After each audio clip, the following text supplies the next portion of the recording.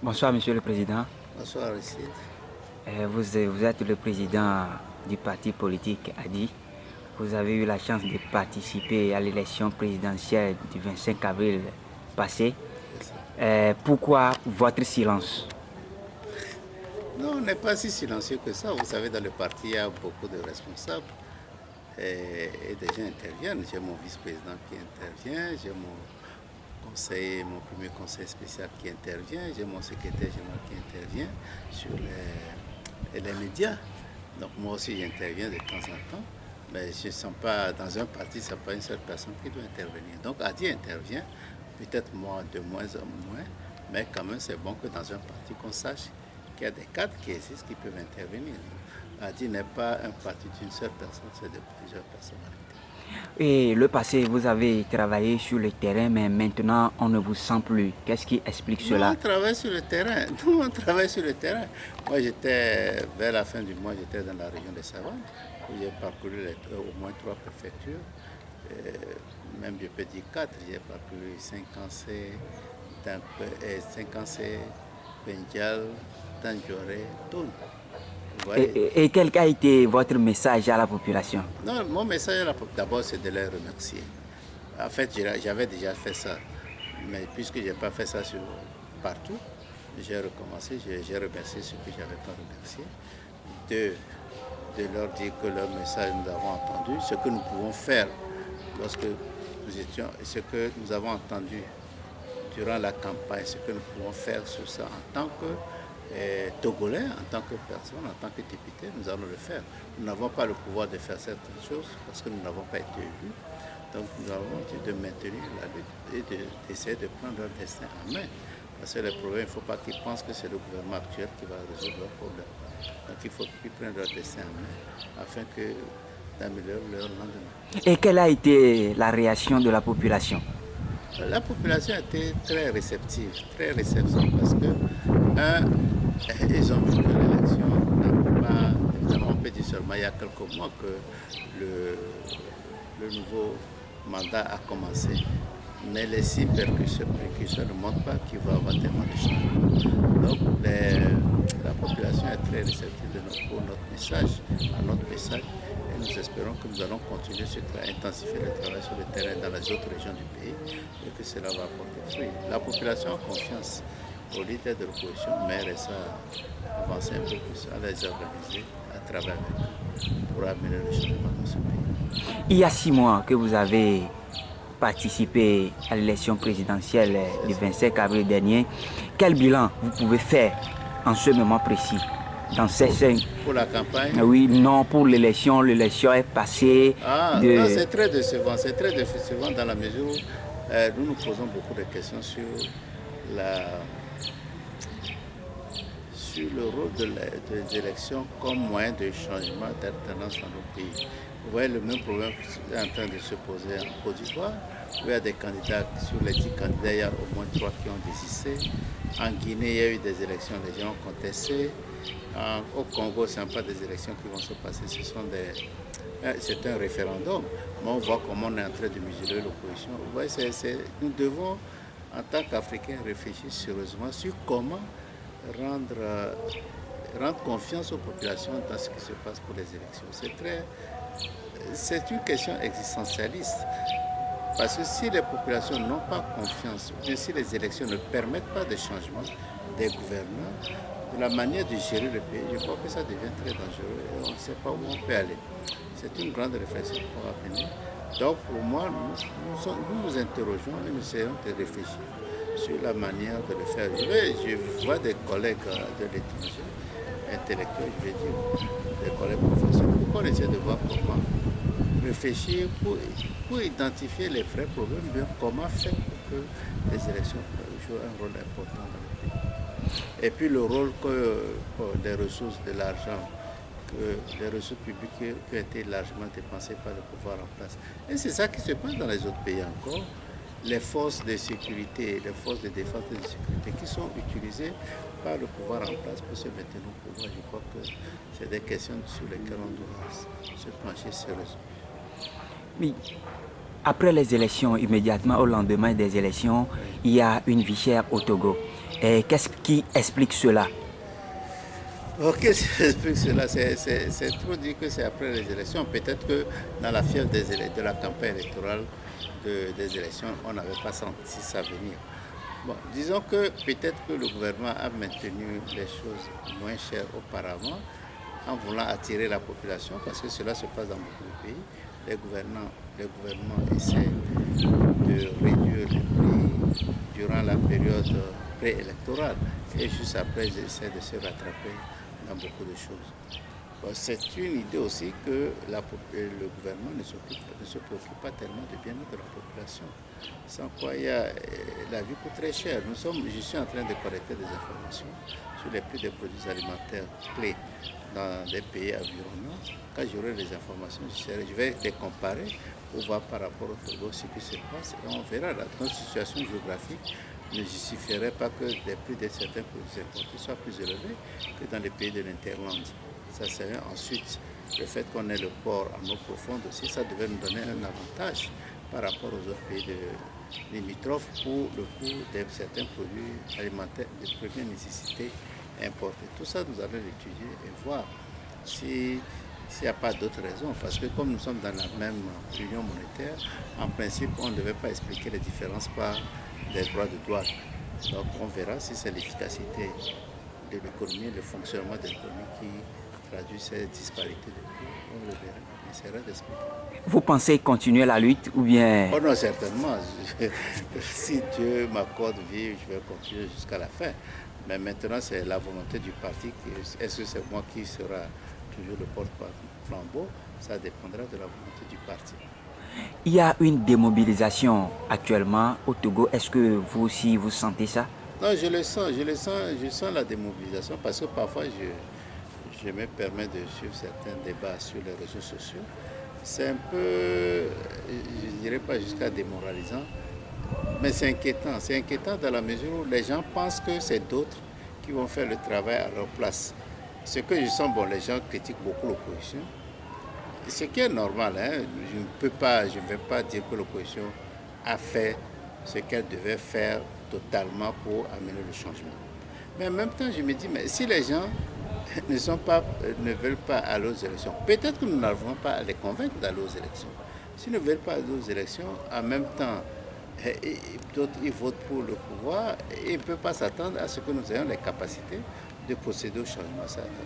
Deuxième chose, il y a des préoccupations qui devaient intéresser tout le monde. Donc les gens pensent que c'est les hommes politiques qui doivent les résoudre. Je donne un exemple précis. Les réformes, les gens accusent l'opposition pour les réformes. Les gens attendent à ce que l'opposition puisse faire quelque chose. C'est vrai, l'opposition doit pouvoir faire quelque chose, mais en même temps, je dis que la Constitution définit les rapports entre les citoyens d'un pays. Donc cela ne concerne pas uniquement les partis d'opposition, ça concerne tous les Togolais. Tous les Togolais qui sont préoccupés par cette question de réforme devraient se mobiliser pour les obtenir. Si vous laissez à l'opposition seule, ça ne va pas. L'opposition fera sa partition, mais il faut que les autres composants de la société puissent aussi contribuer à cette lutte pour le changement.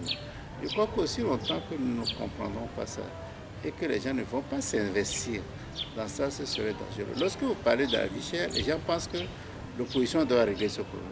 C'est vrai, l'opposition et les députés notamment aussi doivent intervenir. Mais les syndicats aussi sont là pour ça. Les organisations de la société civile sont là également pour ça. Tout le monde doit pouvoir intervenir lorsque la société ne marche pas. Surtout actuellement au Togo, on ne peut pas dire que la société togolaise marche. On ne peut pas dire que ça fonctionne correctement. Donc il faut que tout le monde puisse se mobiliser pour faire le travail. Après, bon, les hommes politiques doivent pouvoir intervenir également, mais ce n'est pas exclusivement eux. Cette morosité de la vie politique, bon, disons pas de la vie politique, de la vie sociale, c'est ça qui m'inquiète beaucoup plus que la morosité de la vie politique. Est-ce que vous sentez aujourd'hui que les réformes peuvent se faire avant les élections à venir au Togo? Ah, non, ça, comme je le dis, tout dépend de la population. Si nous sommes assis, on est en train d'accuser l'opposition exclusivement. Mais qu'est-ce qui force le gouvernement actuel, le régime, le président à faire les réformes? Rien. Rien ne l'oblige à faire les réformes puisque les réformes vont dans son intérêt. Et non, la constitution actuelle va dans ses intérêts à court terme. Il est maintenant au pouvoir, il peut être au pouvoir indéfiniment. Il n'organise pas les élections locales, donc le pouvoir n'est pas donné à la population à la base. Il s'en fout. Mais maintenant, si les gens qui sont préoccupés par ça, ils sont dans leur salon et discutent, ils ne veulent pas faire des efforts pour sortir ou soutenir au moins ceux qui vont lutter pour ces réformes, il va de sorte que ça va se poursuivre. On n'aura pas de réformes en temps voulu. Même regarder le Congo, ils sont contre la réforme constitutionnelle que l'autre fait faire. Mais aussi longtemps que la mobilisation n'est pas très forte, il va avancer comme pas sur un boulevard, mais des gens vont mourir, mais continue. Mais il faut que la population prenne son sort en main. Et ce ne sont pas exclusivement les partis politiques. Les partis politiques vont aider, vont concourir, mais si tout le monde se mobilise pour les réformes, je crois qu'on pourra les obtenir. Il faut une pression. On ne peut pas les laisser continuer à se comporter comme ils le font. S'il n'y a pas de pression, il n'y aura pas de réforme. Président, avant les élections présidentielles du 25 avril passé, l'opposition a parlé de l'union de l'opposition et aujourd'hui, le samedi passé, le 108e parti politique vient d'être créé. Et qu'est-ce que vous en dites de cela? C'est compliqué. Bon, vous savez, moi, il y a quand en 93, je crois, quand il était 94 ou 95, 84, plus 94, il y a un ami camerounais qui était venu, je lui ai demandé, écoute, comment ça va chez vous? Il dit, ah, ça ne va pas, mais que les partis de l'opposition, là, ça ne vaut rien. Je dis, ah bon? Je dis, mais alors, si tu penses que dans les partis d'opposition qui existent, tu ne peux trouver aucun parti dans lequel tu vas travailler pour amener le changement, et soit tu es pour le parti au pouvoir, va dans le parti au pouvoir, c'est clair. Ou bien si tu penses qu'aucun autre parti de l'opposition peut porter tes idées, tu peux contribuer et créer ton parti. Bon, mais ce que je trouve quand même paradoxal, c'est quand même parmi 107 partis qui existent dans le pays, qu'on ne puisse pas trouver un parti qui puisse répondre en partie partiellement à ces objectifs. Je trouve ça quand même un peu trop fort. Ça, c'est le premier point. Deuxième point, le fait d'avoir œuvré pour l'unité de l'opposition, ne pas l'avoir obtenu, et comme conséquence, on crée son parti. Ça peut vouloir dire qu'indirectement, a priori, on ne voulait pas l'union de l'opposition. Vous voyez, c'est ça qui m'embête. Mais aussi longtemps, donc il ne devait pas a priori défendre l'idée de l'union de l'opposition. S'il doit aboutir en fin de compte à créer son parti. Mais a priori, s'il pense que les autres partis ne valent rien par rapport à ses idées, bon, si vous voulez, on ne peut pas obliger quelqu'un à adhérer à un parti politique. C'est mauvais pour la démocratie parce que 108 partis pour un pays comme le Togo, je crois que c'est beaucoup. Évidemment, il peut me retourner la même question en disant qu'Adi est inutile sur la scène politique. Président, vous pensez à l'avenir adhérer à un regroupement de partis politiques au Togo? Non, vous savez, Adi a toujours œuvré pour ça. Adi a toujours œuvré pour l'union de l'opposition. Mais nous disons, depuis quelque temps, depuis 2 ans, nous disons que l'union de l'opposition ne veut pas nécessairement dire candidat unique. Pour nous, il y a une grande différence. Mais nous, pour l'union de l'opposition, nous allons œuvrer pour ça. Nous allons reprendre, nous avons commencé les démarches, nous allons poursuivre, nous allons intensifier les démarches pour qu'il y ait unité d'action. On peut pas, actuellement, on ne peut pas dire qu'il y a plusieurs projets de société pour ce pays. Il y a des priorités pour ce pays. Tout le monde est d'accord qu'il faut les réformes, d'autres ne veulent pas les réformes. Au moins sur cette base, ceux qui s'entendent pour vouloir les réformes, ils peuvent se mettre ensemble pour obtenir quelque chose. Ça, nous allons œuvrer, nous allons aider pour que ce regroupement puisse arriver. Nous ne serons pas nécessairement les porteurs de l'idée, mais pour nous, il est très intéressant pour à cet effet. Nous le ferons. Comment vous avez appris le décès de l'ancien président du Bénin? Ah non, je l'ai appris très, très vite. Voilà quelqu'un qui a fait un coup d'État, qui a dirigé son pays selon les principes marxistes-léninistes. Il a vu les échecs sur le plan économique, social, les coûts sociaux très élevés. Il a accepté la conférence nationale souveraine qui a abouti, il a accepté de quitter le pouvoir. Et c'est les Béninois qui sont partis le rechercher pour qu'il soit candidat, qui sont partis le chercher pour qu'il reste au pouvoir. Même il va au marché. Avant, quand il était en forme, il allait au marché seul. Et même il ne payait pas les choses qu'il achetait parce que la population l'aimait. Voilà le type d'homme d'État qu'on devait rechercher. En tant qu'être humain, il reconnaît qu'il a fait des erreurs et il a été accepté par la population. Je crois qu'il est à la base quand même de la démocratie béninoise. Parce que après la conférence nationale, certaines personnes voulaient qu'il reste au pouvoir. C'est lui qui a pris la décision. Évidemment, il y avait des pressions. Mais il a pris la décision de laisser le pouvoir à Soglo. Et quand Soglo est venu au pouvoir, il avait des problèmes. Les populations sont parties le chercher pour revenir au pouvoir. C'est ça que nous voulons pour la démocratie. Il a été un bon exemple pour les pays d'Afrique francophone, pour la démocratisation de leur pays. Et quel message vous avez maintenant à la population togolaise qui, en ce moment, sont démobilisés totalement? Non, je leur dis d'avoir confiance et de ne pas avoir peur. Vous savez, je discute avec beaucoup d'hommes politiques, de femmes politiques dans ce pays, de tous les bords politiques. Et puis la campagne électorale m'a permis de connaître un peu plus le Togo et les Togolais. Beaucoup de gens veulent le changement. Et l'union du pays est relativement facile à réaliser. Mais parfois, la peur empêche les gens de bouger. Évidemment, c'est normal que les êtres humains aient peur du risque.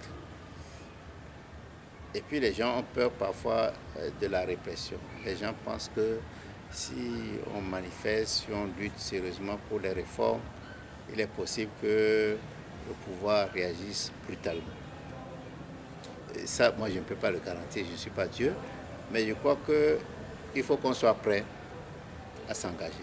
Il faut qu'on soit prêt parce qu'on ne peut pas continuer ce qui se passe actuellement. La corruption est très élevée, le gouvernement est inefficace, l'endettement du pays s'élève. Vous avez parlé du coût de la vie qui flambe, le niveau d'enseignement, on ne sait pas à quel niveau ça se trouve actuellement, etc., etc. Je crois que pour moi, la population doit avoir confiance en elle et doit savoir qu'elle a un rôle important à jouer dans le changement qui va arriver. Il ne faut pas qu'elle pense que d'autres feront ça à leur place. Merci, Président. Merci.